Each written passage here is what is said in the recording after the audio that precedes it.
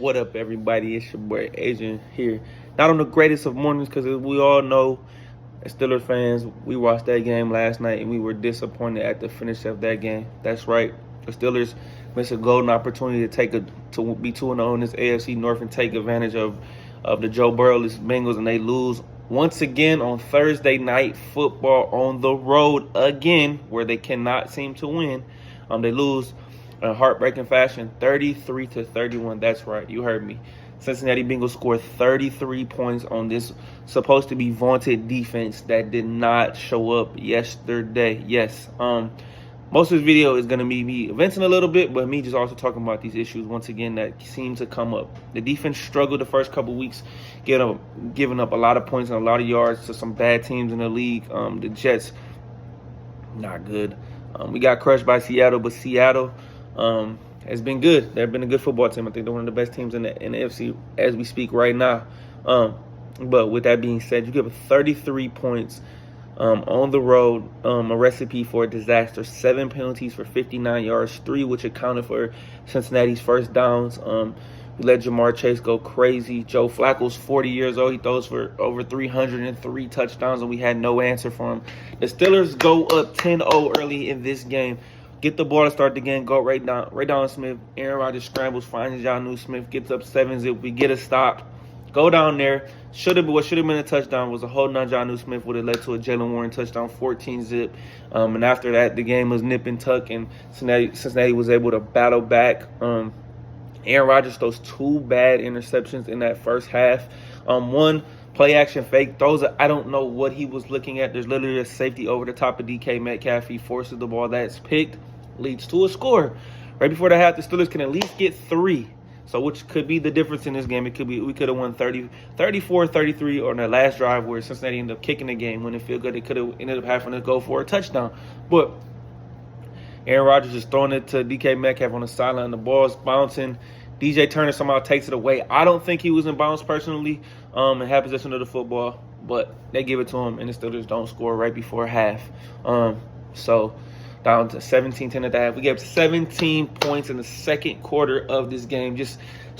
I don't even know how to explain it. I'm just visually frustrated and pissed off at the performance of this defense because it's no excuse, man. You have all the bodies ready to go. I know we're on a short week. I get it. Deshaun Elliott almost didn't play. I'm happy for him, and I'm praying for him and his family, what he's going through. With that being said, you cannot come out and give a performance like this. This is on Mike Tomlin. This is on the coaching staff. Terrell Austin, you are the defensive coordinator. You continue to have these shit show performances. Once again, sorry if I'm like a little frustrated, but you continue to have these horrible performances by this defense. We have some elite guys on defense. The pass rush had 2 sacks. Wow. No, Aaron Rodgers did get sacked last night, but you let the Cincinnati Bengals run 72 plays on offense. You give up 470 total yards. Come on, man. Average 6.5 yards per play. Our offense did enough last night. I know the rumors were in the market looking for a wide receiver 2, which we badly need. Roman Wilson had 2 catches for 17 yards last night. DK only had 3 for 50.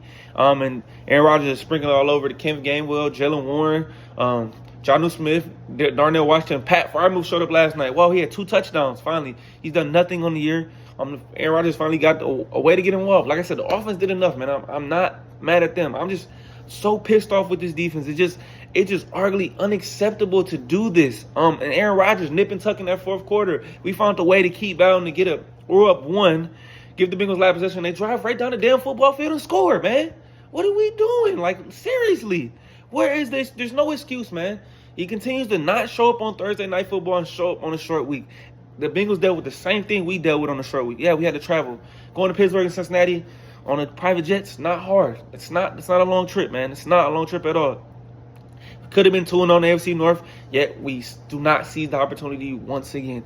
And every time it seems like we can get ahead of things and take advantage of things, we seem to fail. And Mike Tomlin, for whatever reason, likes to play from behind. No, in any means necessary, I'm not calling for Mike Tomlin's job, but this is just a disappointing performance to wake this team up and get them ready and take advantage of the stretch. The Ravens right now are depleted injury. They're on a bye week. Cincinnati's playing with 40-year-old Joe Flacco, and we have 41-year-old Aaron Rodgers. And the Cleveland Browns are Cleveland Browns. So you don't take advantage of the AFC North. The AFC just altogether is kind of wide open, if you ask me. Buffalo's struggling.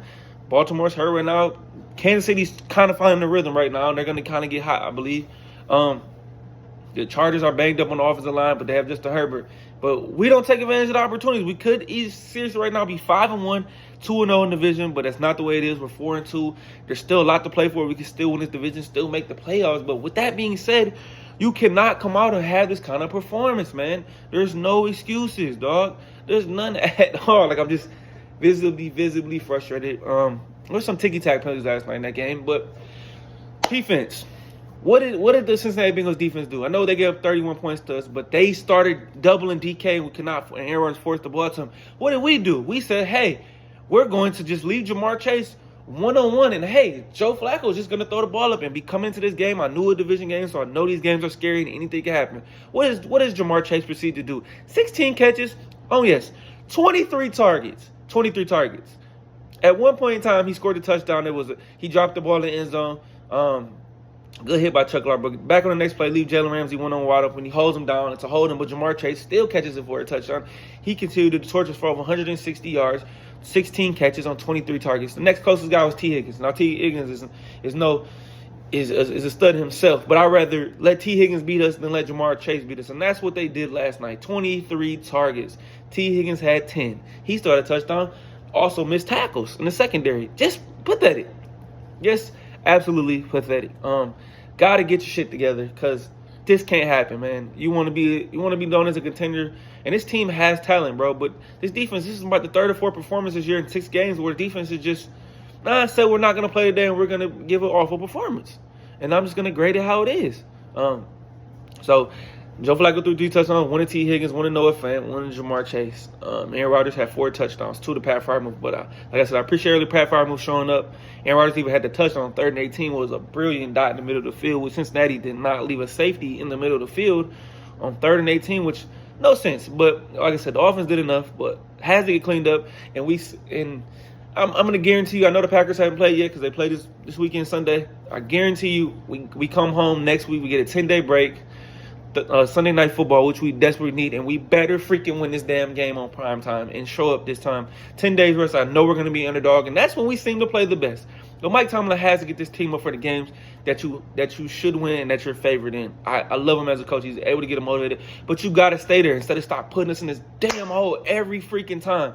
That's a disappointing performance to win like that. Evan McPherson kicks the game-winning field goal, and we lose 33-31 last night. But this game was all about the defense and the performances they had, because I don't even need to go to the offside of football because they play spectacular. 54 plays, 396 yards, 31 points. 31 points. If you asked me before last night's game, if we scored 31, would we win this game? And I would say absolutely. Did I think the defense will give up over with the 33? No. But hey, it is what it is. Got to bounce back from this performance. They're going to have 10 days to sit on this freaking L, which they need to, and get this shit together and get back in focus and get back in motion and still be an extension to win this division, which I still think they are in the driver's seat. But we'll see what happens. But just altogether, disappointing performance. I was a division game, and it scared me from the get-go, and all my worst nightmares going into this game happened. So, hey, I appreciate all love and support. Don't forget to subscribe, love this video. Hey, it's your boy Adrian. Follow me on Twitter at Keeping the Score. Hey, I'm out. Peace.